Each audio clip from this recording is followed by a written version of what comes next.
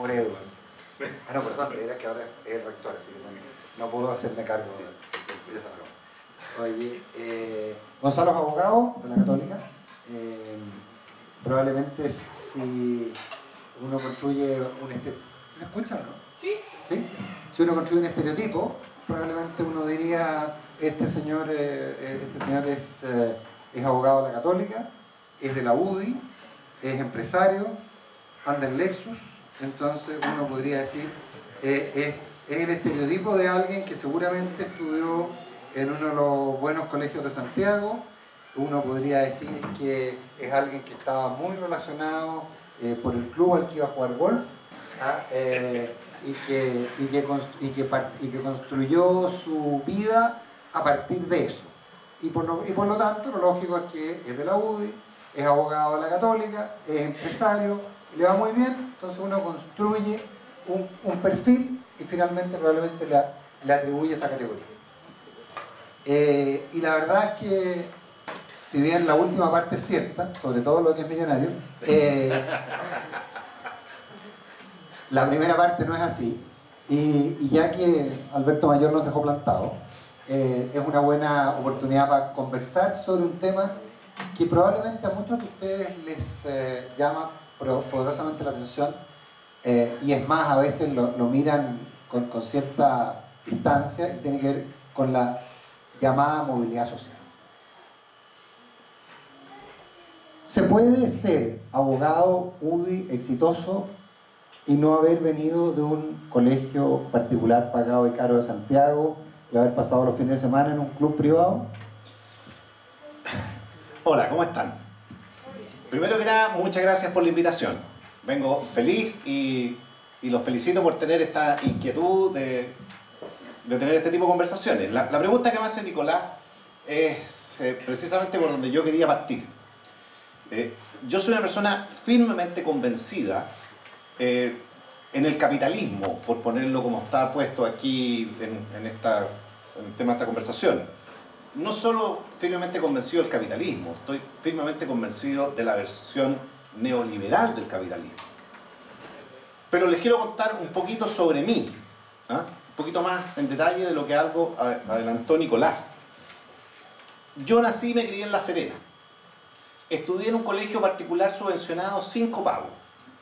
Un colegio que es de una congregación religiosa, los padres barnabitas.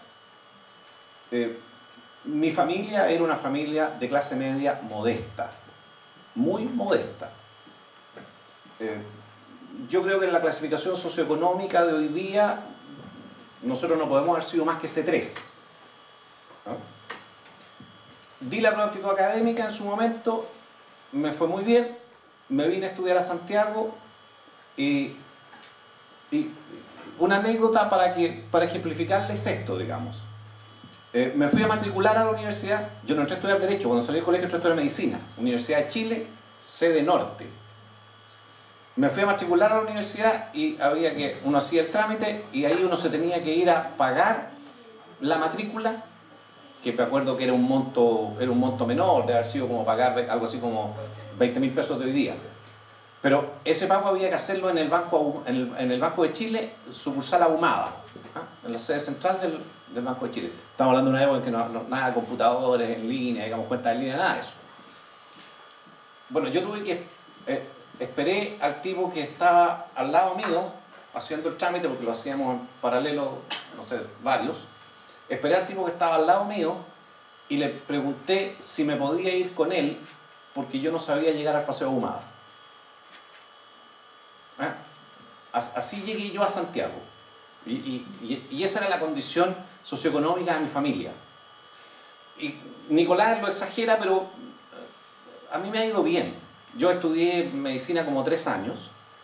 Llegó un momento en que me di cuenta que yo tenía que hacer una cosa grande e importante por la salud de los chilenos y dejé la carrera.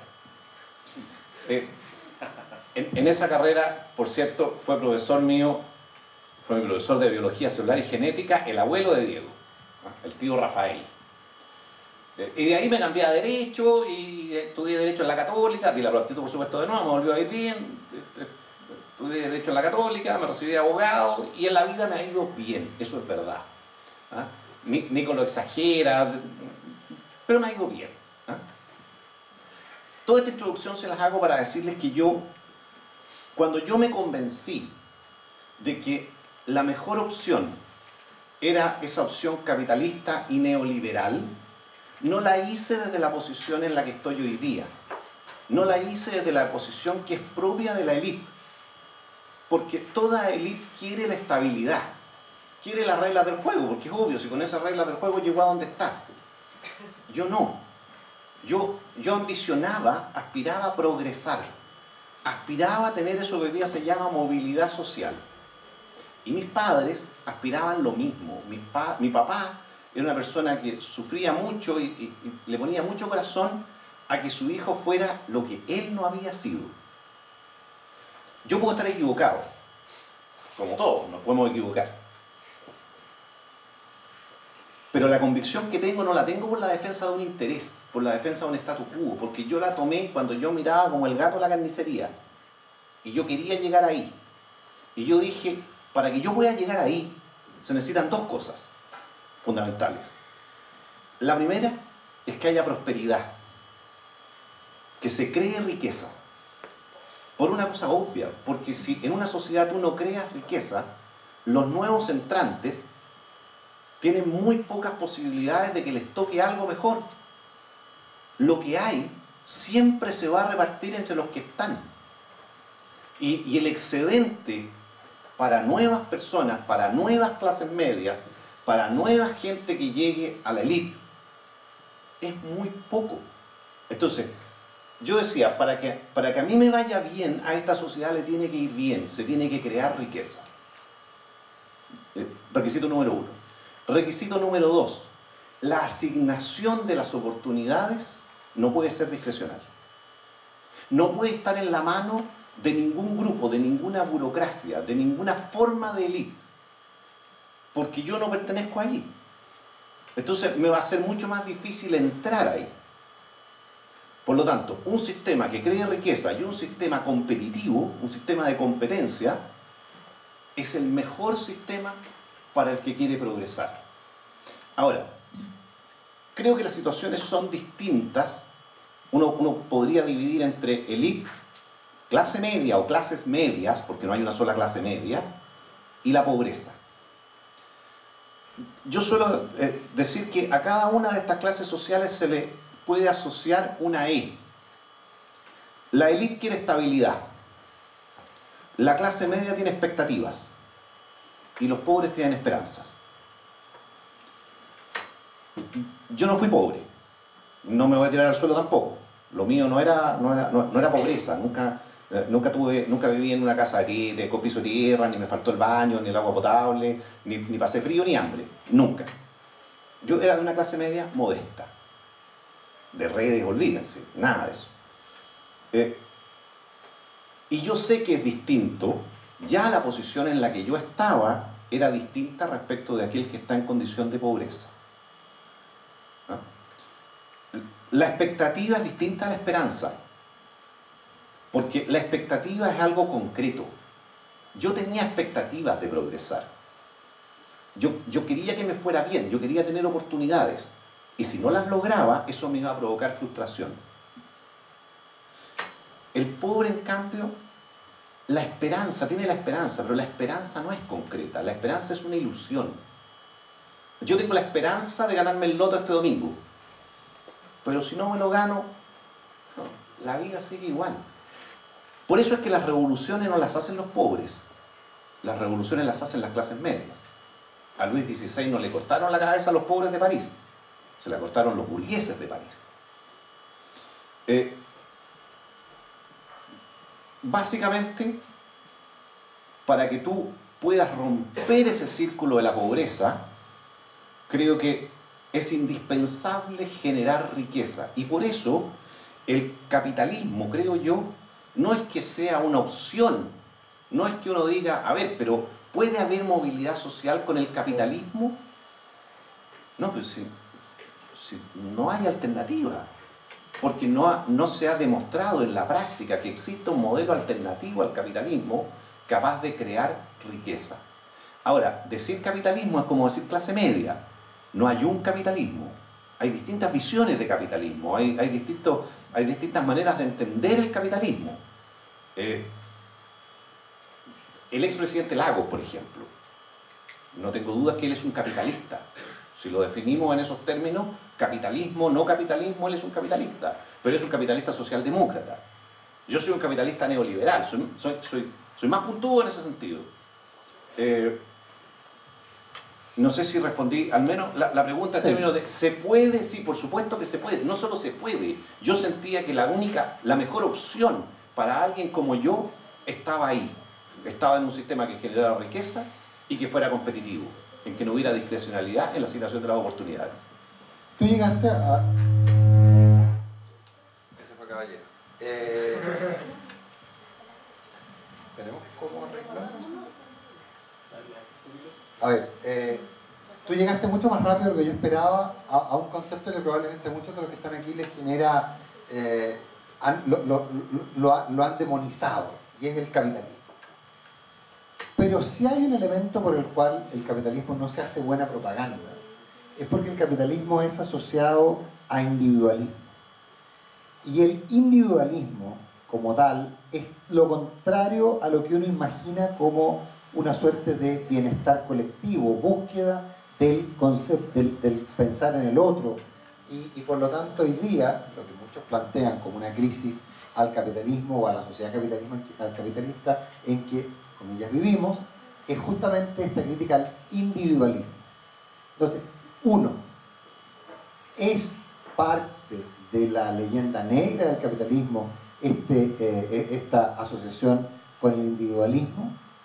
¿Es el individualismo hoy día un mal de la sociedad que lleva, por ejemplo, a que en un sistema como el capitalista la gente esté mucho más preocupada de su propio bienestar y esté dispuesta, por ejemplo, a cometer actos de corrupción, que esté dispuesta, por ejemplo, a no fijarse en los límites que la ley establece, a partir de que lo único importante es el resultado individual y a partir de eso se construye un resultado colectivo que a mí no me importa demasiado? Si estamos muy elevados me cuentan y preguntan ustedes. A ver, cuando uno compara los sistemas sociales y los sistemas políticos, cuando uno los evalúa, más que cuando uno los compara, yo creo que lo que uno tiene que hacer es tener referencias en la realidad. Uno no puede comparar lo que existe, o creo yo que no es correcto, comparar lo que existe con un ideal que no existe en ninguna parte. Entonces, cuando yo digo, a ver, ¿el capitalismo es perfecto? No. ¿Tiene defectos? Muchos. Lo que pasa es que lo prefiero con esos defectos a los modelos alternativos que han existido. Porque yo sepa, no sobrevive ninguno que merezca ser siquiera considerado. ¿Ustedes saben cuál era la definición que daba Churchill de democracia? Decía que era el peor de los sistemas políticos, con excepción de todos los demás. Yo creo que con el modelo de desarrollo capitalista pasa algo semejante. Yo diría, es el peor de todos los modelos, con excepción de todos los demás. Por supuesto que tiene hay una suerte de exacerbación del individualismo, hay una suerte de exacerbación de la competencia, hay una serie de cosas que uno tiene que intentar en la sociedad modelarla, ponerle incentivos, ponerle límites. Pero ¿qué prefiero yo? Prefiero un sistema en el cual esos defectos los intento administrar, los intento controlar y gano el que tengo prosperidad, o me voy a un sistema en el cual efectivamente hay mayores grados de redistribución, efectivamente hay mayores grados de igualdad, efectivamente hay una visión colectiva de la sociedad, pero hay estancamiento. ¿Saben ustedes cuántas personas vivían en 1820 entre la pobreza y la extrema pobreza en el mundo, en el planeta, en términos de porcentaje? Según datos del Banco Mundial, el 95%. el 95% de los habitantes de la Tierra eran pobres o extremadamente pobres hace menos de 200 años. ¿Saben ustedes cuántas personas han salido de la extrema pobreza en las últimas 2 décadas? En 25 años en realidad. En los últimos, en el mundo. En los últimos 25 años han salido de la extrema pobreza 2.000 millones de personas.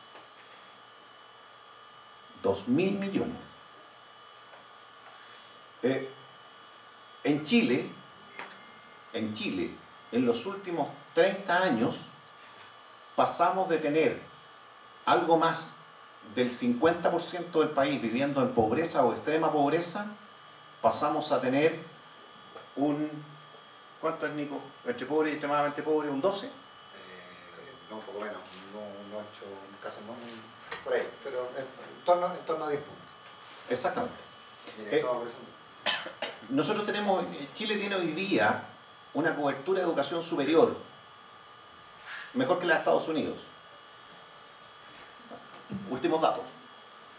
Ahora, evidentemente este es un sistema que uno quisiera que hubiera una sociedad que fuera más efectivamente solidaria. Pero también hay otra cosa que no hay que confundir. Toda sociedad tiene sus rasgos culturales propios. Yo soy muy crítico de la élite chilena. Yo creo que la élite chilena es una élite tremendamente endogámica, vale decir, una élite cerrada sobre sí misma, que se retroalimenta, exactamente. En toda sociedad la búsqueda de estatus es algo normal. Donde tú vendas cualquier producto asociado a estatus te va a ir bien. En Chile, la búsqueda de estatus, en mi opinión, es una enfermedad patológica. Un día, un amigo me preguntó qué camisas usaba yo. Esta camisa. Como esta, digamos, la misma marca. Y yo le dije la marca que usaba. Cuando uno se empieza a poner viejo, le empiezan a pasar algunas cosas miserables, como por ejemplo, le cuesta encontrar tallas. Porque las tallas están hechas para cuerpos normales, que son los cuerpos jóvenes. Uno se empieza a poner viejo y empieza a engordar de ciertas partes, y empieza a tener forma rara. Entonces, encontrar tu talla es un tema. Bueno, no es que vayas y busques cualquier marca y en cualquier marca está tu talla, eso no es verdad. A partir de los 40 años uno ya empieza a ver ese problema. Y en esta marca, yo tengo una talla que me queda impecable. Entonces le dije cuál era la marca. ¿Saben lo que me contestó mi amigo? Ah, no, me cargan. ¿Y por qué? Porque no tiene el logo. Entonces, ¿cómo? Me lo dijo así, ¿para qué vaya a pagar lo que cuestan esas camisas si no tiene logo? Eso es algo que es propio de nuestra sociedad. Es algo que yo critico en relación al mundo anglosajón, que es bastante distinto en eso. Ellos tienen otros defectos, pero es bastante distinto en eso. Nosotros tenemos una búsqueda de estatus, y en mi opinión, esto deriva de que somos, en nuestros orígenes, la última colonia. Esa colonia a la que llegó la soldadesca, a la que llegó, en términos gruesos, lo peorcito de la emigración española, además que siempre fuimos provincia. Entonces mirábamos a las capitales, a la capital del Río de la Plata, a la capital de Lima, las mirábamos como mira el provinciano a la metrópoli. Yo soy provinciano y se lo puedo decir con conocimiento de causa, con cierta ansiedad. Y yo creo que la élite chilena ha heredado esa ansiedad. Ha heredado esa ansiedad de provinciano por andar preocupado de que no lo vayan a confundir. Entonces busca el estatus de una manera enfermiza. Esta es una sociedad en la cual, por ejemplo, la gente de mayores ingresos se aleja, se va a vivir lejos. Porque parece ser que mientras más lejos estés tú, estás más a cubierto de esa confusión con el pueblo. Les digo todo esto porque el sistema político, el sistema económico, tiene que lidiar con todas estas otras variables. Tiene que lidiar con un individualismo que, por supuesto, el capitalismo lo estimula. pero tiene que lidiar también con ciertas maneras de ser culturales que tenemos, los distintos pueblos, tiene que lidiar con ciertas deformaciones que tenemos y tiene que lidiar con la naturaleza humana. Y este es el punto central. Cualquier sistema político o económico que ustedes organicen va a estar integrado por seres humanos, y los seres humanos somos como somos.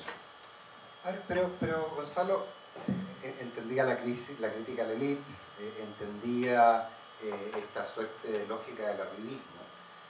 Hoy día nos encontramos con que, sobre todo en los jóvenes, hay un movimiento muy fuerte, lamentablemente que él quería estar dando estos argumentos a Alberto Mayor y no yo, pero en fin, y me sale un poco más complejo plantearlos yo, pero hay toda una lógica respecto a que aquí nos compramos una lógica que la felicidad se construía a partir del dinero, escondimos el rol del Estado y finalmente este arribismo que tú criticas parecería, según la visión de muchos, una consecuencia natural del mismo sistema que tú propugnas como tan bueno, que sería el capitalismo. A partir justamente de que al no existir un ente social, una idea de sociedad, me tengo que destacar individualmente, me destaco como, desde la marca de la camisa hasta el éxito individual que obtengo sin importarme el resto. A ver, la felicidad no la hace el dinero. Yo creo que efectivamente uno no es más feliz porque tiene más dinero, ni uno es más feliz porque tiene más éxito profesional, ¿ah? o éxito en las dimensiones que son valoradas por el entorno. Pero uno tampoco puede ser feliz si todos los días se levanta con hambre, si todos los días se levanta sin saber si ese día va a poder comer, si en el invierno tiene frío, si cuando se le enferma un hijo no tiene para comprar los remedios. Pero Gonzalo, hay un punto, probablemente para nuestra generación y la del padre rector, que es mayor que yo en todo caso, eso nos resulta fácil de entender. Pero estamos hablando de una generación que probablemente no vivió esa lógica, la lógica de la pobreza, que la conoce porque muchos hacen acción social, etc., pero la entienden como un fenómeno que no está tan incrustado en la sociedad por los mismos números que tú planteabas. Entonces, eso lleva a que probablemente esos argumentos, para esta generación, sean argumentos que quedan un poco out, en función de que ellos dicen, a ver, pero yo puedo vivir con muy poco, yo no tengo grandes necesidades, y ¿por qué entonces no somos todos un poquito más iguales y somos un poquito más, y vuelvo a usar el término ex profeso, felices?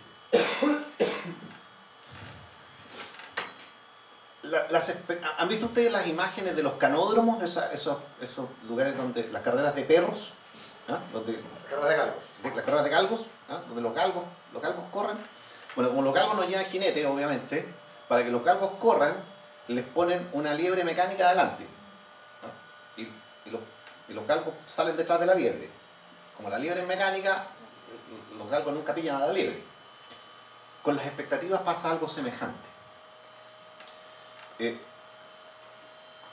Las personas, cuando salen de la condición de pobreza y llegan a la clase media, no han llegado a ningún paraíso.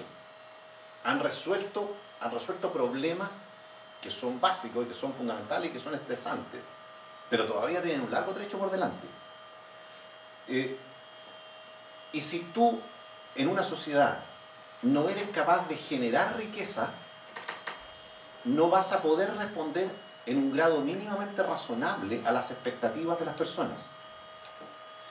Y la frustración de esas expectativas es la que genera el peor de los problemas sociales, porque eso es lo que genera violencia, eso es lo que genera desapego con las instituciones, desapego con la sociedad en la que uno vive.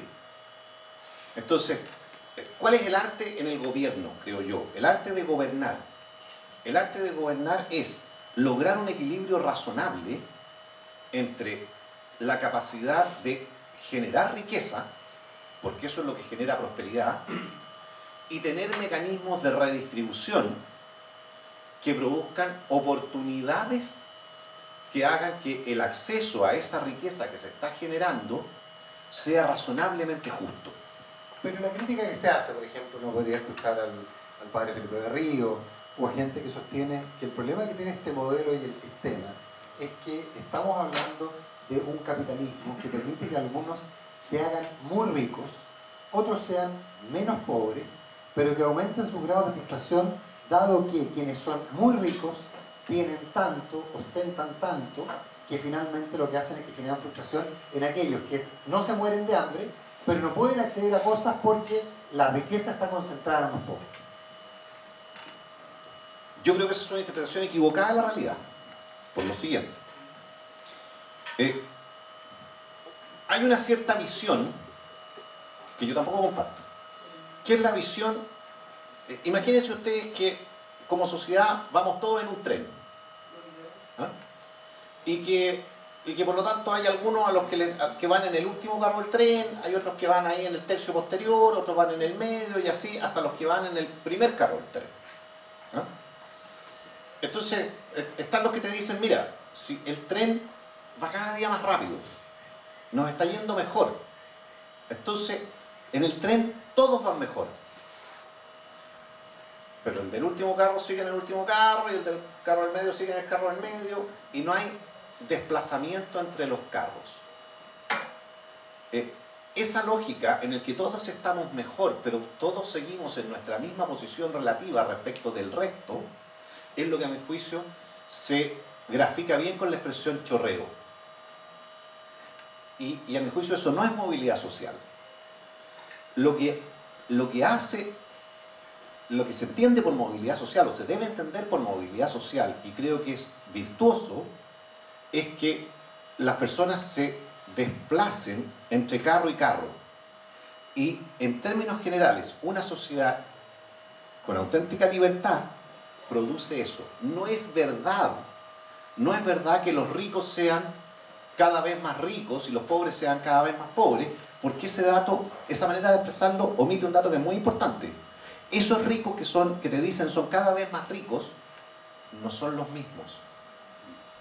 Si ustedes miran quiénes eran las principales fortunas de Chile hace 20 años atrás, y miran cuáles son las principales 20 fortunas de Chile hoy día, o miran quién es ese 1% más rico hoy día, y quién era ese 1% más rico hace 20 años atrás, van a ver que el cambio de personas, el cambio de grupos económicos es tremendo. Al contrario, las sociedades rígidas, las sociedades en que no hay libertad, son sociedades en que efectivamente se producen castas gobernantes, castas dominantes, y esas castas no se mueven. Esas castas son relativamente impermeables. ¿Ah? Pero en esa misma lógica, hay también, y yo insisto, estoy tratando de poner argumentos con los cuales no necesariamente estoy de acuerdo, existe la lógica que finalmente el dinero es el poder. Y el Estado lo que hace es hacer simétrica la relación de poder de un ciudadano común versus un ciudadano muy poderoso y que ha concentrado mucha riqueza. Entonces, lo que ocurre cuando le quitamos poder al Estado, disminuimos el tamaño del Estado, le impedimos al Estado prestarle servicio a los ciudadanos, lo que hacemos es que aumentamos el poder de quienes lo tienen en función del dinero y no de la legitimidad democrática que se genera a partir de la construcción de los gobiernos. Entonces, finalmente, un Estado más poderoso, más fuerte, una sociedad menos capitalista, es una sociedad más justa en términos que redistribuye el poder no solo a partir de los recursos económicos. Si ustedes leen a Fernando Atria en el otro modelo, a Fernando Atria y sus coautores, Fernando es el más famoso, el más conocido, pero son varios, son 3 coautores del libro, si mi memoria no falla. Si ustedes lo leen, él lo que dice es básicamente el argumento que me da Nicolás en su pregunta. ¿Ah? Lo que dice Fernando Atria es, mire señor, los derechos tienen que ser y tienen que ejercerse con prescindencia de la capacidad económica de las personas. Vale decir, ¿todos tenemos derecho a la vida? Por supuesto. ¿Y a todos se nos debe respetar el derecho a la vida? Por supuesto. Y podría ser que si yo tengo más dinero, ¿eso significa que mi derecho a la vida se ejerce en un grado mayor que el que tiene menos dinero? Por supuesto que no. Todos tenemos que tener el mismo derecho a la vida. el mismo derecho a la libertad de enseñanza, de educación, de conciencia, de expresión, en fin, todos los derechos fundamentales. Bueno, entonces no puede ser que haya ciertos derechos que se ejerzan en función de la capacidad económica. No puede ser que si yo tengo más dinero, yo voy a tener más derecho a la educación. Si yo tengo más dinero, yo voy a tener más derecho a la salud. Entonces, dice Atria y compañía, nosotros tenemos que sacar la lógica del mercado de esos bienes, a los cuales le vamos a llamar bienes públicos. Esos bienes públicos son bienes propios de la ciudadanía. Son bienes a los que yo tengo derecho por pertenecer a esta sociedad. Y por lo tanto, la ciudadanía solo se va a ejercer en igualdad de condiciones si a estos bienes públicos todos accedemos en igualdad de condiciones.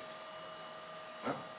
Porque si yo lo dejo entregado a las fuerzas del mercado, entonces va a haber, los que tienen más plata van a tener más educación que los que tienen menos. Y luego, en el espacio de lo común, el que tuvo más acceso a la educación va a tener más oportunidades, va a tener más peso político que el que tuvo menos educación, por lo tanto, eso ya no es democracia. ¿Ah? Básicamente esa es la explicación. Por lo tanto, dice Fernando, sacar esto del mercado significa que estos bienes se tienen que entregar de igual manera a todos. Ahora dice, claro, hay un porcentaje de gente que en realidad no la podemos meter al sistema porque tienen mucho poder. Ustedes y los que son como ustedes y estudian en colegios particulares pagados. ¿Ah? No es que no hubiera que sacarlos, ¿ah? No es que no hubiera que tener un mismo sistema escolar para todos. No, lo que pasa es que el grupo de élite que estudia en colegios particulares pagados tiene mucho poder y no les podemos quitar los colegios. Entonces lo vamos a hacer desde los que están de ahí para abajo.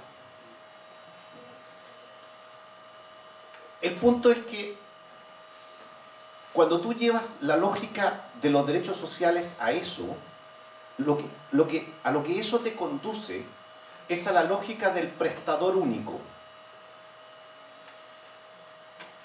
Él dice, por cierto, pueden haber prestadores privados, pero no puede haber colisión entre los bienes públicos y los bienes privados. Por lo tanto, el prestador privado de salud, de educación, tiene que ser un prestador que no tenga fines de lucro nunca. Que no tenga intereses particulares, intereses privados. Llevado esto al extremo,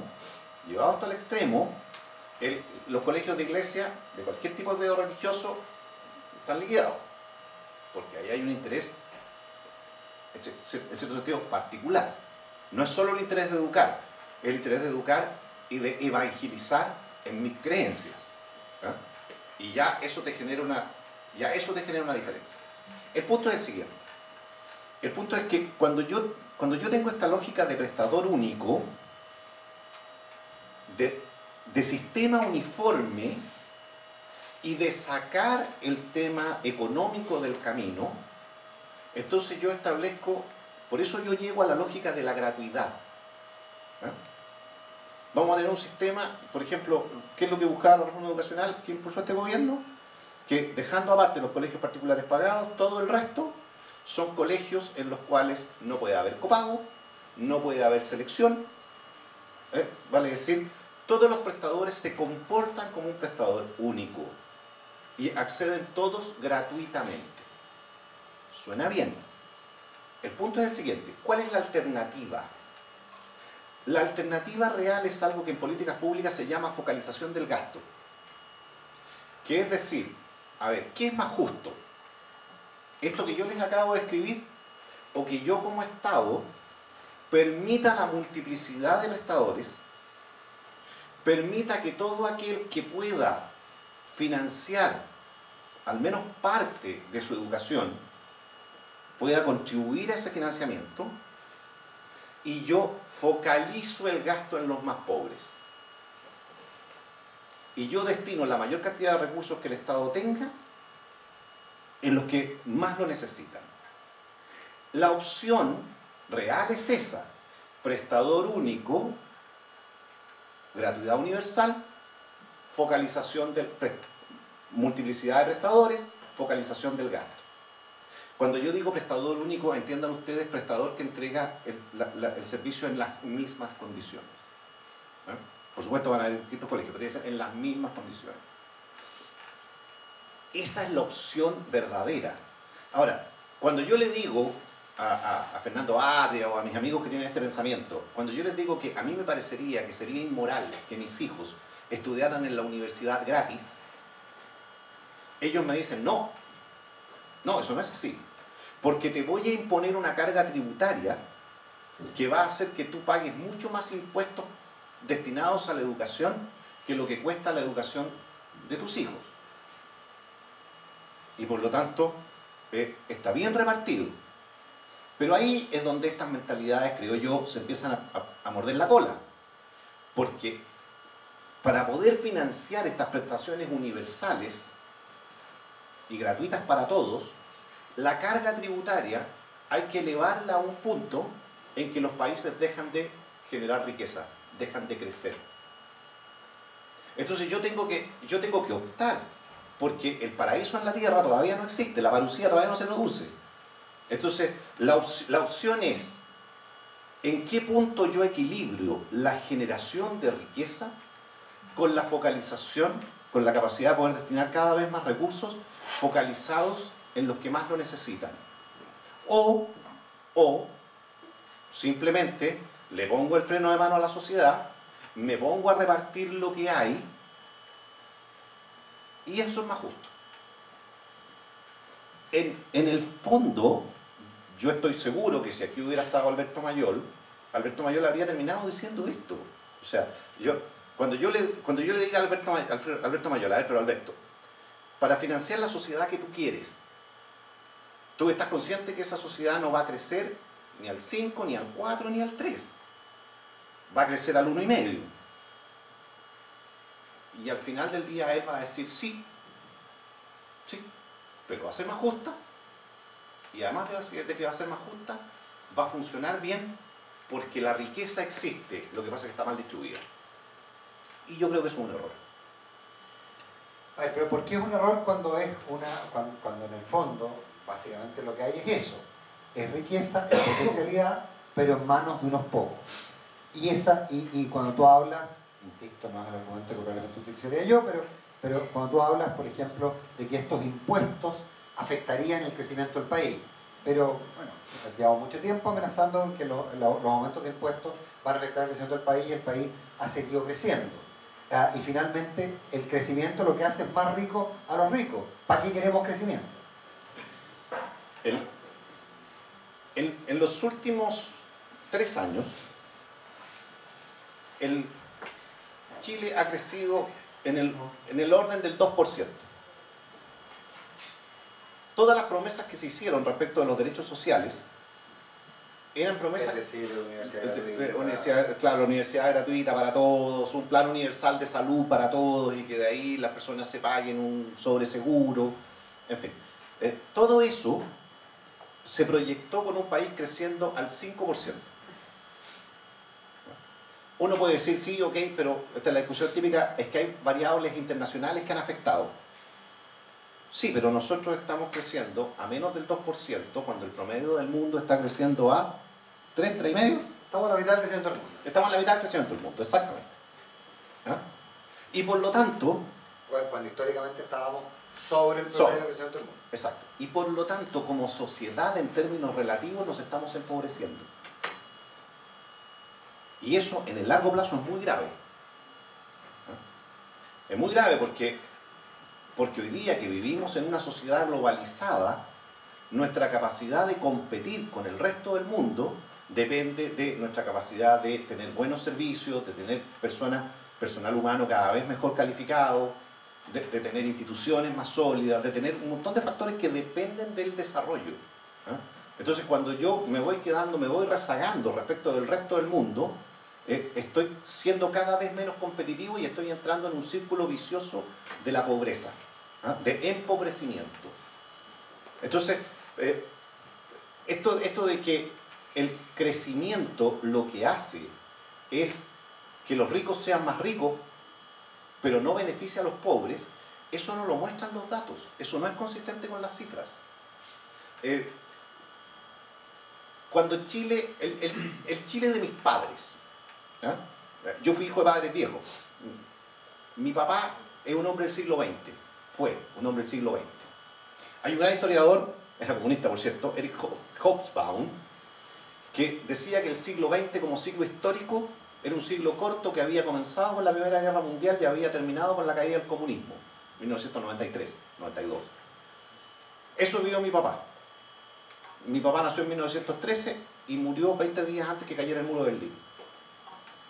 Para mi papá, la movilidad social era una aspiración intergeneracional. Él quería, ya se lo dije hace un rato, él quería que yo fuera lo que él no había sido. Y él había llegado a ser lo que fue a los 30 años. Y de ahí para adelante, esa era su altura de vuelo y no se iba a mover de ahí. Podía irse para abajo, pero para arriba casi imposible. Hoy día las personas tienen la cultura de la movilidad social intrageneracional, porque la han vivido. Si este era un país, yo tengo 53 años. Cuando yo tenía 18, Chile debe haber sido un país de 6.000, 7.000 dólares de ingreso per cápita, moneda de hoy día. 1.800. ¿1.800? 1.800 dólares. Hoy día estamos en 23.000. Y eso es lo que explica que la pobreza bajó de 55% a 8%. Y por lo tanto, no es verdad que cuando los países crecen, progresan solo los ricos. Por eso es que yo les daba el dato de 1820 ahora, todo el ciclo del capitalismo, de la revolución industrial y el capitalismo. Cómo ha disminuido la pobreza en el mundo. Ahora, el punto está en que las sociedades que no son capaces de sostener una generación de riqueza capaz de responder a las expectativas, entran en ciclos destructivos, entran en ciclos de violencia. ¿Por qué creen ustedes que los franceses hoy día están optando entre Macron y Le Pen, que es una fascista? Por una razón muy simple, porque los estados de bienestar europeos, salvo los alemanes, que hicieron reformas oportunas, los estados de bienestar europeos, sobre la lógica de estos derechos sociales, vienen desfinanciándose hace 20 años o más, haciendo crecer los déficits, hasta que llegó un punto en que no pudieron seguir haciendo crecer los déficits y tuvieron que empezar a ajustar los beneficios, empezar a traspasarle a la población el empobrecimiento relativo que se les había producido, porque hoy día ya las cosas se fabrican, les surgió competencia, se fabrican en Asia. Toda la ropa que nosotros tenemos puesta, por pirula que sea la marca, la hicieron en China. Los autos ya no se hacen en Detroit, se hacen en Asia. Los televisores se hacen en Asia, en fin. Entonces, la clase media de los países desarrollados se volvió menos competitiva. Y los países europeos sostuvieron artificialmente el nivel de vida. No les dijeron, señores, ¿saben qué? Ahora hay unos chinitos que hacen las cosas más barato que nosotros, entonces tenemos que bajar nuestros precios, ergo tenemos que ajustarnos a la baja. Como eso es políticamente impopular, sostuvieron artificialmente un cierto nivel de vida, con un crecimiento paupérrimo, con un crecimiento de 1,5%. Hasta que llegó un momento en que no fueron capaces de sostener eso. Tuvieron que ajustarse. Cuando se ajustaron, vino el descontento. Y cuando viene el descontento, vienen los vendedores de ilusiones, que son los fascistas o Podemos, que al final del día te dicen cosas que en su resultado práctico es parecido. Tenemos que aislarnos del mundo, tenemos que dejar de permitir que entren inmigrantes, tenemos que cerrarnos, tenemos que redistribuir. Pero eso no funciona. Entonces, el punto es que si no tenemos un sistema que genere riqueza, no se benefician los pobres, ni se beneficia la clase media. Eso, no hay números que demuestren que eso sea así, no hay datos que demuestren que eso sea así. Lo que se genera es lo contrario, es frustración. Y con la frustración vienen los Le Pen, vienen los Syriza, vienen los Podemos. Yo como exalumno del colegio estoy preocupado porque a la velocidad que vamos van a haber más niñitas del Villa María que alumnos del colegio, acá adentro dadas las tasas de deserción. Y eso me parecería muy duro. Yo no sé, yo creo que nos quedan unos 5 o 10 minutos, Diego, no sé qué opinas tú. Y no sé si alguno de ustedes... ¿Quiere hacer una pregunta? Quiero hacer una pregunta, porque es la idea. Pero tienen voz de hombre. El micrófono. ¿Alguien quiere preguntar algo? ¿Alguien quiere opinar algo? Yo quiero preguntar, pero no quiero ser el primero. Hola. ¿Así? Sí. Ya, es que me molesta particularmente cuando se habla como de sistema económico, movilidad social y se ve como solamente en cifras. Y en ese sentido como que no es casualidad tampoco que los países que están más liberalizados económicamente, los países que aún sostienen el neoliberalismo, tengan las más altas tasas de depresión, por ejemplo, o las mayores tasas de desigualdad. Entonces cuando se dice como, bueno, si los de arriba van bien o si estamos generando riqueza, se supone que debería avanzar este tren como con mayor velocidad y todos estamos bien, hay como una política de chorreo o podemos empezar a garantizar más cosas. También hay que ver como cuáles son, a costa de qué. Si hace 200 años el 95% de la gente era pobre o extremadamente pobre, ahora la mayoría de la gente, el 90% seguramente está endeudado. O cuando se dice que Chile tiene mayor cobertura universitaria que Estados Unidos, bueno, también la mayoría de la gente que tiene en Chile que tiene acceso a la universidad está endeudada. Entonces, yo no sé, me cuestiono como el rol del Estado cuando se menciona esto como que la única posibilidad del otro modelo sería que simplemente tengamos como un garantizador universal, un Estado que poco menos que te viene a quitar todo lo que ganaste, todos tus esfuerzos y lo va a repartir exactamente igual en todas las personas, falso. Por ejemplo, ahora en la reforma educacional, el principal problema no es que el Estado ponga más plata en la educación pública, es dejar de financiar a los subvencionados. El 70% de los colegios son subvencionados y esos no son emprendedores, son personas que reciben plata del Estado para que lucren y para generar esta cobertura falsa a costa de gente endeudada. Entonces, claro, los estándares de vida pueden subir, sí, pero ¿a costa de qué? A ver, yo partí diciéndoles que uno, lamentablemente, en la realidad tiene que buscar alternativas reales, tiene que buscar alternativas, ¿qué es lo que existe? Si no me gusta esto, ¿a qué me quiero cambiar? ¿No? Y me tengo que querer cambiar a algo que funcione. Por cierto que los países desarrollados son países en que la gente, mi impresión es que uno va a Europa y uno siente que la gente no es feliz. Y la verdad, yo tampoco creo que me gustaría vivir ahí, tampoco creo que yo sería feliz viviendo ahí. Ahora, eso tiene que ver principalmente con el modelo político, con el modelo de organización económica, o tiene que ver con otras variables. Tiene que ver con con sociedades que no valoran la familia, por ejemplo. Tiene que ver con sociedades que se han vuelto tremendamente hedonistas, con sociedades que, perdidos de toda creencia en la trascendencia, en una vida posterior, empiezan a perder el sentido.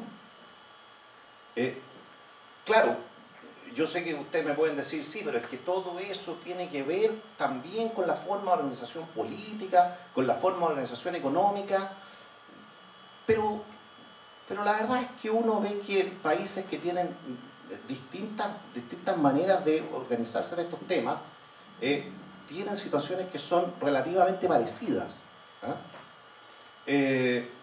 Por lo tanto, yo creo que uno no le puede achacar todos los males de estas sociedades, uno no le puede achacar lo que describe Houellebecq en sus libros al capitalismo. O si se lo achaca en alguna medida, porque sí, asumo que en alguna medida el capitalismo tendrá algo de culpa, uno tiene que decir, ya, ok, pero yo quiero sustituir el capitalismo por algo distinto. ¿Por qué lo voy a sustituir? ¿Ah? Corea del Norte, no gracias, prefiero quedarme viviendo aquí capitalista. Venezuela, no gracias, prefiero quedarme aquí capitalista. Cuba, no gracias. ¿Ah? Los países nórdicos, capitalismo. Po. No, los países nórdicos son capitalistas. Los países nórdicos son capitalistas, son un capitalismo socialdemócrata en el cual, con estado de bienestar, en el cual vienen, por cierto, ajustándose a la baja de los beneficios sociales y de las tasas impositivas. ¿Sabes tú, por ejemplo, que Suecia es el caso paradigmático? ¿Ah?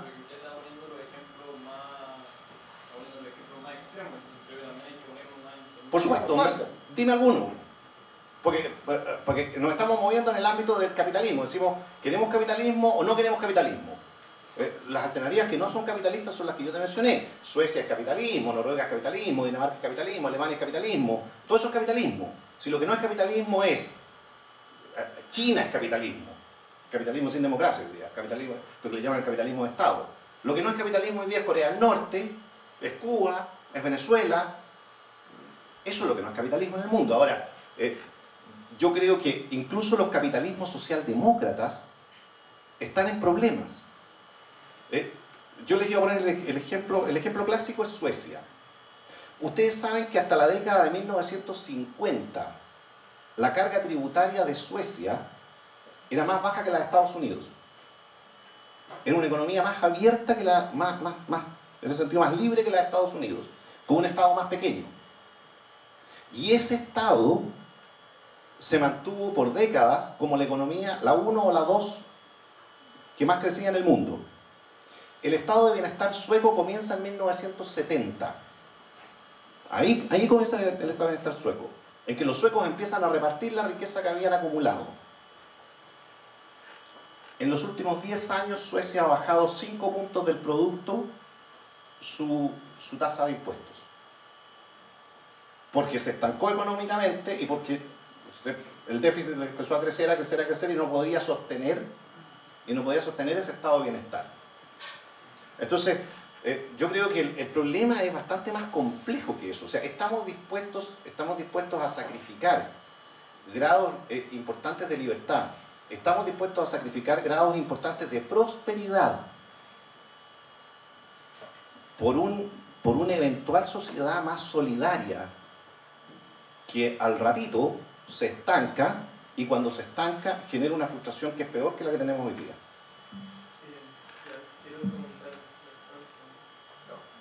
Si te escuchamos igual, dale. No, si te escuchamos. Dale nomás. Es que igual no hay que caracterizar tampoco esto. Aquí lo podemos aterrizar porque el capitalismo es algo mucho más amplio, algo mucho más grande que lo que puede ser como la política de un gobierno neoliberal, por ejemplo. Claro. O sea, el capitalismo tampoco se va a cambiar por un gobierno, por una elección acá en noviembre si gana Mayor, por ejemplo. Chile no va a dejar de ser capitalista. Entonces, como esa propaganda de que cuando se acabe Cuba y Venezuela y a la derecha se queda sin argumentos, tampoco, no hay que caer en eso. Entonces, sí, podemos llevarlo como a términos prácticos. Y yo les puedo poner un ejemplo. Yo soy exalumno acá, ahora soy estudiante de la Católica. Y yo me enteré recién el año pasado que la Católica era la universidad que más plata recibía del Estado. Del mismo Estado. ¿Por qué? Por el AFI. Porque el AFI es un beneficio para los mejores puntajes de salud que va a recibir la universidad, para poder seguir creciendo. Entonces, ¿y por qué llegan todos estos mejores puntajes a la Católica? Por esta lógica elitista y también porque son de las mejores universidades. Y eso es lo que precisamente provoca el neoliberalismo. Estar constantemente al servicio de la empresa privada, estar al servicio de la elite, para que siga la empresa lógica, para mantener la economía que vaya. Entonces, si la Católica va bien, Chile mejora, claro, va a subir en todos los índices internacionales con una buena educación, que sé yo. Pero volvemos a la pregunta: ¿quiénes entran a la Católica? ¿Te puedo hacer una pregunta? Sí. ¿Tú tienes respuesta para eso? ¿Quiénes entran a la Católica? O sea, hacer la composición socioeconómica de mi universidad. Sí. Es como el 75% viene de... No. O sea, en términos de distribución, la distribución de la Universidad Católica en términos de su alumnado no es radicalmente distinta que la distribución de la Universidad de Chile. En la Universidad de Chile, los alumnos que vienen de colegios municipalizados son equivalentes a los de la Universidad Católica. Y la Universidad de Chile recibe también una cantidad muy importante, recibía, porque ya el AFI se acabó hace 2 años, recibía aporte fiscal indirecto equivalente al que recibía la Universidad Católica, sin existir esa lógica de de que se esté financiando, comillas, a un privado. Tú al principio planteaste que no querías caricaturizar.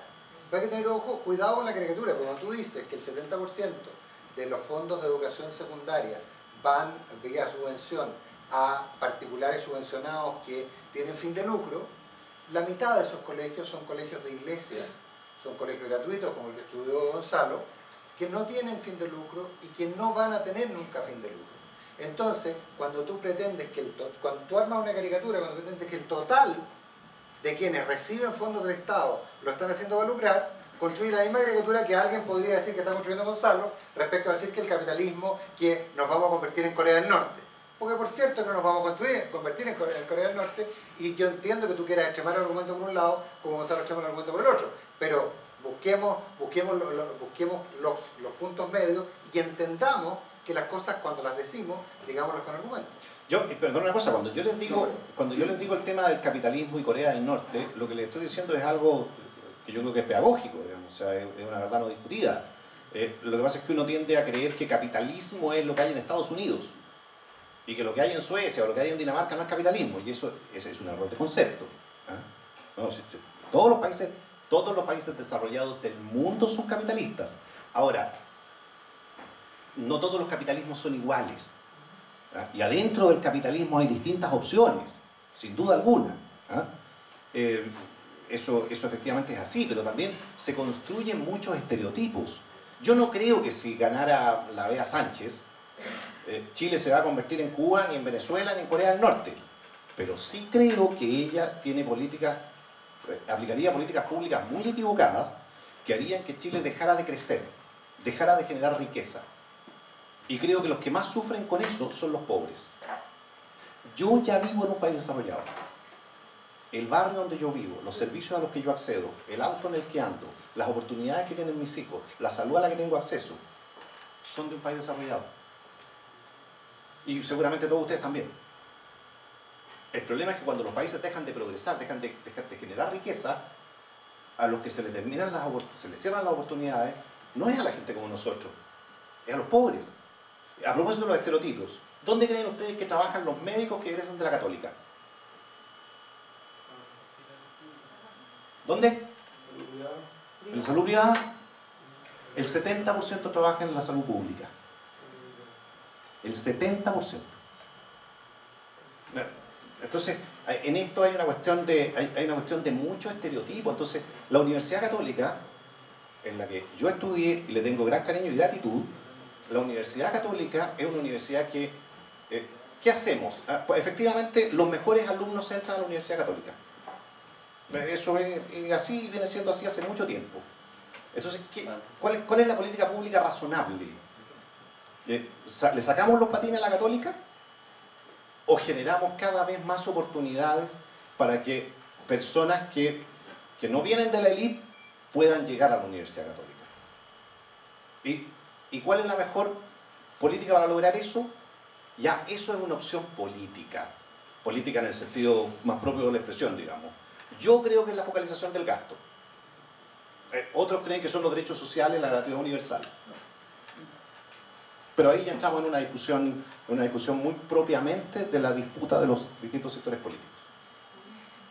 Yo creo que, en una opinión muy personal, yo creo que va a haber movilidad social cuando nuestros políticos tengan el verdadero afán del político, que es el servicio. Puesto que los medios de comunicación lo que nos dicen todos los días es que justamente los políticos no tienen ese afán de servicio. O la gran mayoría tiene intereses personales. Es una opinión muy personal. Sí. A ver, hablando de medios de comunicación, me miraron a mí, digamos, el entrevistador a él. Oye, a ver, lo que pasa es que ahí, y esto me ha costado muchas peleas, no hay nada peor que los WhatsApp de curso, ¿no? Y los WhatsApp de exalumnos son peores, por la cantidad de brutalidades que se dicen en el grupo.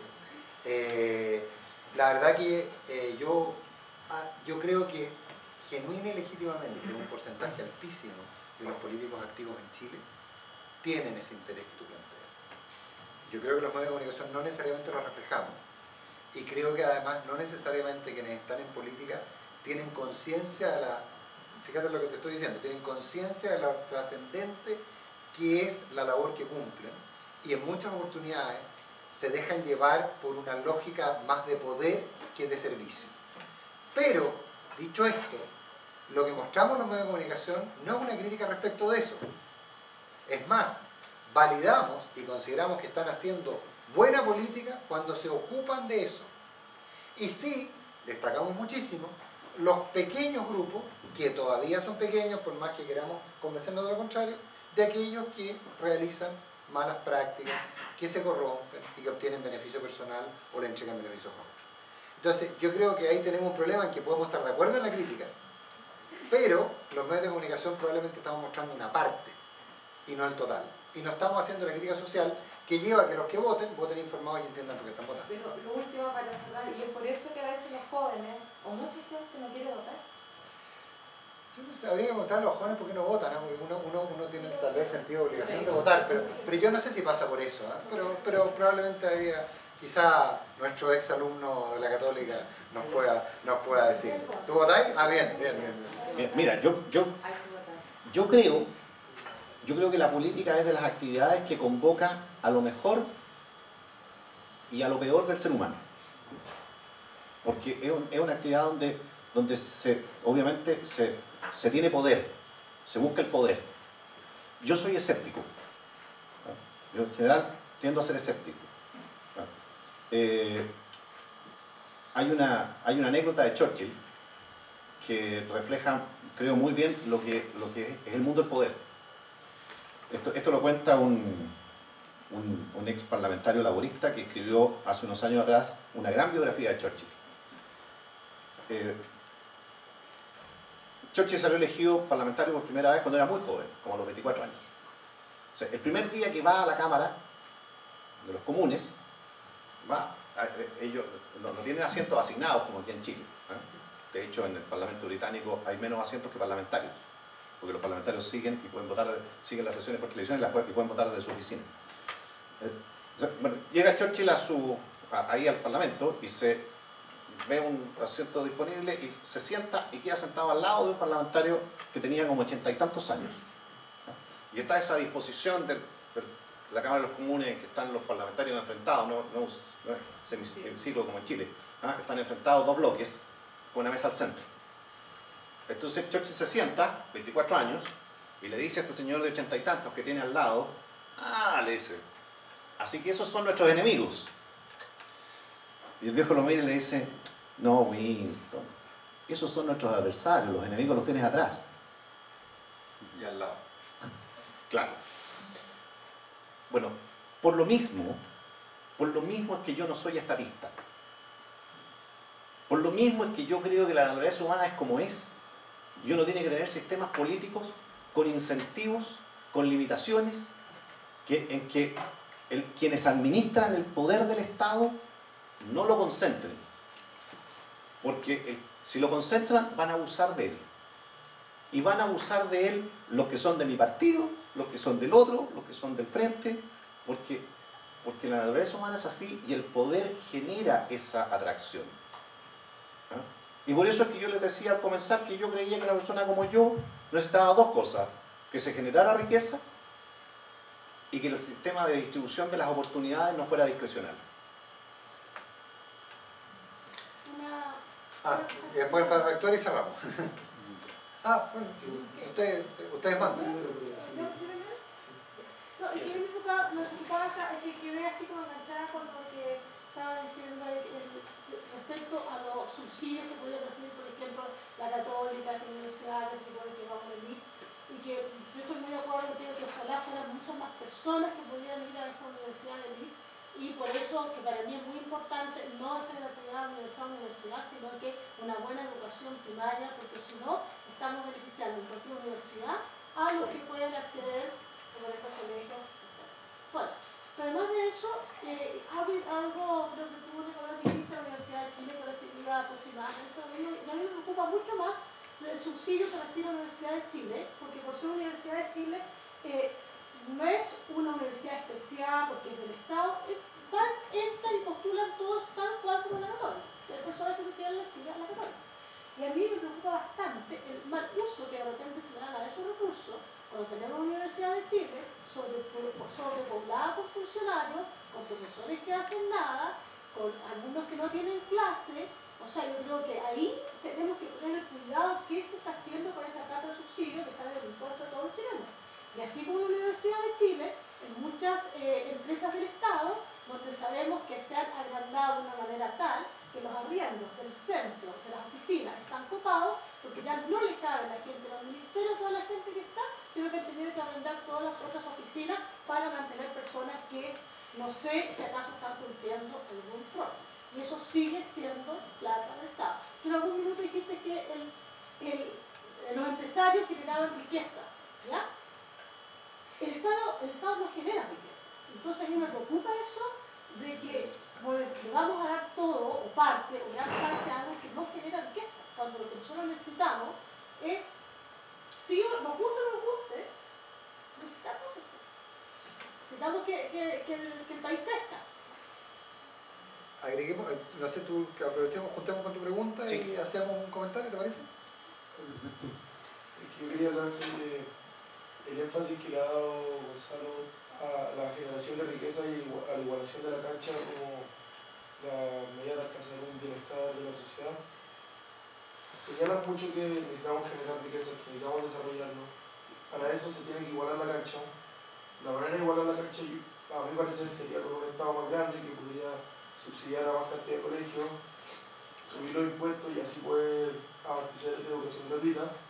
En caso de que educación se iguale, podría existir un real movimiento de clase. Al existir un movimiento de clase, en algún minuto llegaríamos a tener suficiente desarrollo para que la pobreza no sea tan mala. Y ahí empezaría a suceder lo que plantea Eugenio Tironi en una tesis que dio como hace 2 semanas, sobre que el chileno no tendría las ansias de querer prosperar, sobre que el esfuerzo que tendría que hacer para estar en la clase, el esfuerzo que tendría que hacer para subir un poco más, no vale porque siendo pobre puede abastecerse de educación, de salud, puede vivir quizás no en el mejor auto, pero vivir tranquilamente, disfrutar de su familia, sus hijos van a tener igual las posibilidades. Entonces, ¿cómo creas en un sistema capitalista le implementa en la mente de todas las personas de que no pueden dejar de tener esa ansia, de que después tener, incluso cuando los derechos estén disponibles para todos los pobres? ¿Puedo decir una cosita última? A mí me preocupa esto cuando hablan de la gratuidad. Y yo como que tan cercana a la educación, y por eso cuando me llega fuerte, yo creo que no hay problema de gratuidad o no. Aquí hay un problema serio de calidad. Y nadie ha hablado de la calidad. No se saca nada por seguir dando gratuidad si la calidad no va. A esos que tienen gratuidad, la enseñanza básica, la enseñanza media, no van a llegar a lo que nosotros aspiramos, que tenemos una buena educación universitaria. Aquí hay un problema de calidad. Concuerdo contigo, es lo mismo. En algún minuto tenemos que equiparar la cancha y tiene que haber educación de calidad para todos los chilenos. Es muy difícil llegar, claro, podríamos discutir horas de eso. A lo que yo quería llegar era sobre una sociedad en un futuro que esté hastiada de estas dificultades de la vida, de este esfuerzo que tengo que poner para poder prosperar. El mismo Poulebec lo señala en Ampliación del campo de batalla, donde describe una sociedad hastiada, dominada por los medios tecnológicos y que no vale la pena pelear tanto por llegar a una clase alta.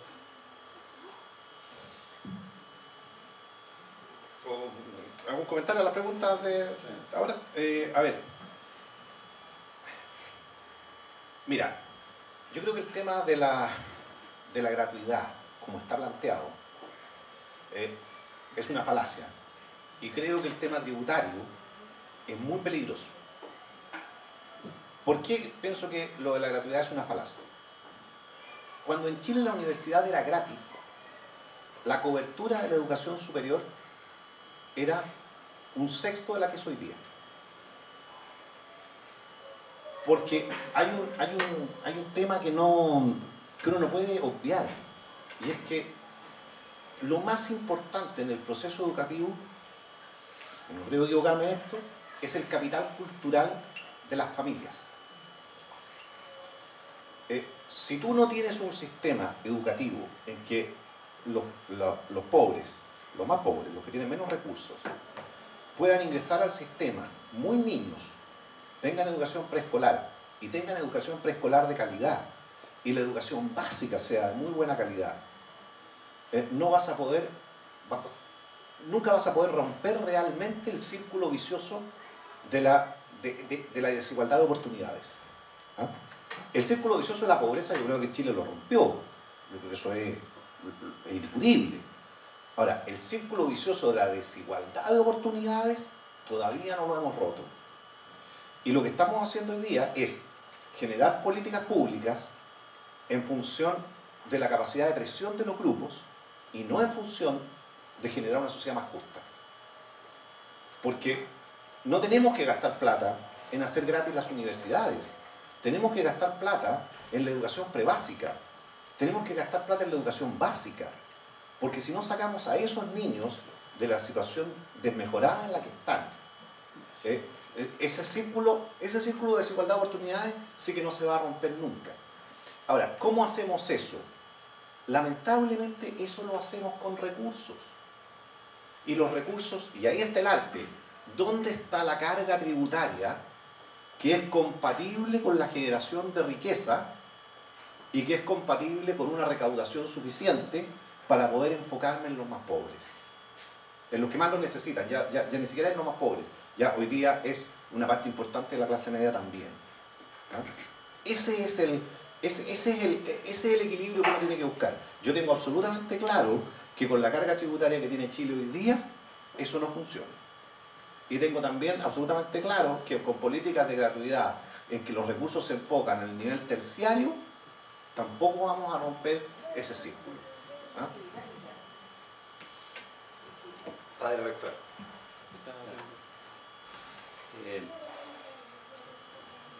Me gustaría que usted, Gonzalo, pudiera hacer una especie de evaluación. ¿Por qué el gobierno de Piñera, que en el fondo fue de la línea neoliberal, fue, yo creo, muy exitoso en lo económico, pero al final terminó con tan poca popularidad, a la gente se fue a las calles, y en el fondo como que es un poco lo que decía Nicolás también, o sea, las ideas neoliberales no venden, o sea, son como impopulares siempre, y bastó que hubiera un gobierno más de derecha para que salieran a Camila Vallejo y cosas. Y a mí me pasaba que yo venía recién llegando de Taiwán, donde había vivido mucho tiempo, y cosas como el no más lucro, yo comparaba, y resulta que en Taiwán, que hay un sistema educacional bastante bueno, los colegios particulares no pueden tener lucro, no se puede sacar un peso del colegio, o sea, hay mucho más control que acá. Y yo veía en Los Ángeles, por ejemplo, gente que tiene colegios relativamente buenos, pero que uno veía al sostenedor del colegio en un Mercedes-Benz, cuando se estaba haciendo rico en realidad con plata del gobierno, que era para los pobres. Entonces, yo le encontraba harta razón a la Camila Vallejo, para ser bien franco. Y entonces, siempre se habla mucho que a la derecha le falta un relato. ¿A qué se refiere este relato y cómo hacerlo? Porque en el fondo, volviendo al punto, o sea, cuando está en el gobierno, o sea, lo hacía bien, tenía una buena gestión, pero era muy impopular. A ver, Piñera pasó por un periodo de mucha impopularidad y la verdad es que terminó en 50% de popularidad, que comparado con cómo va a terminar este gobierno es buenísimo. Pero mi impresión es que el gran estallido de esto se produjo fundamentalmente por dos cosas. Se produjo porque en la educación privada hubo efectivamente un nivel de abuso. Hubo efectivamente, aquí se aumentó la cobertura como único objetivo. Y yo creo que no hubo un control suficiente sobre las condiciones en las cuales los proyectos se sostenían. ¿Ah? Y aquí se dijo, en la práctica, el país funcionó así. Yo creo que aquí pasamos por todos los gobiernos con la misma lógica. A ver, que hay universidades malas, sí, está bien, son malas, pero ¿qué queremos? Prefiero que el junior haya estudiado en una universidad aunque sea mala, a que sea junior sin haber estudiado en la universidad, porque va a tener más oportunidades. Creo que el tema yo de verdad creo que aquí llegó un momento en que tener una universidad era muy buen negocio. Y eso no es razonable. Eso no es razonable. Y las propias gentes de muchas universidades privadas generaron un conflicto, estimularon un conflicto que tenía que reventar algún día. Y ellos son los principales responsables, además creo que del Estado también. Para mí es incomprensible que todo el problema que han vivido las universidades privadas lo hayan pasado sin que a ninguna de estas universidades la defiendan, ni sus académicos ni sus alumnos. Algo tienen que haber estado haciendo mal. Yo creo que por la vía inmobiliaria hubo universidades que sacaban niveles de rentabilidad que era superior al 30% del EBITDA. ¿Ah? Entonces, efectivamente, yo creo que ahí se generó un problema. Y por otro lado, se generó también un problema con el nivel de endeudamiento con el retail. ¿Ah? Y esto en algún momento cristalizó. ¿Ah? Yo creo que el crédito con aval del Estado, cuando lo generó el presidente Lagos, fue una política pública razonable. Permitió efectivamente ampliar la cobertura.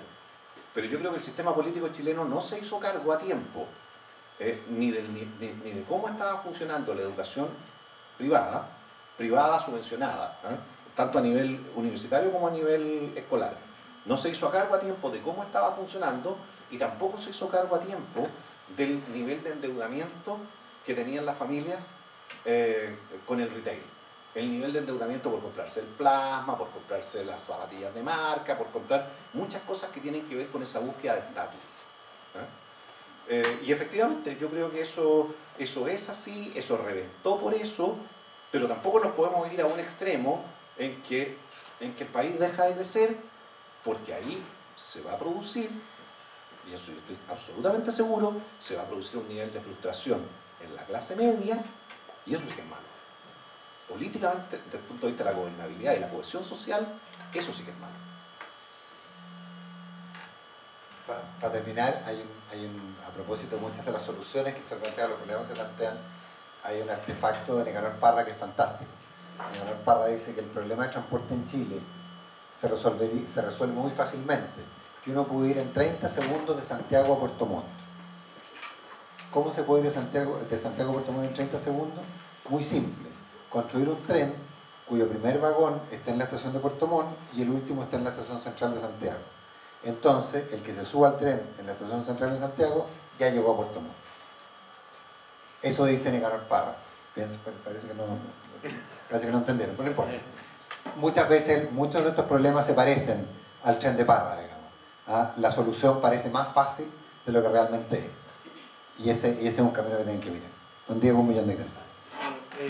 Agradecemos la participación de todos ustedes y sobre todo de Gonzalo y Nicolás que nos acompañaron hoy día. ¿Y había más niñitas del Villa María al final o logramos salvar los honores, digamos? Bueno, les vamos a hacer entrega de un presente de parte del centro alumno. Por favor, les pediría un fuerte aplauso y nos ayudamos por eso.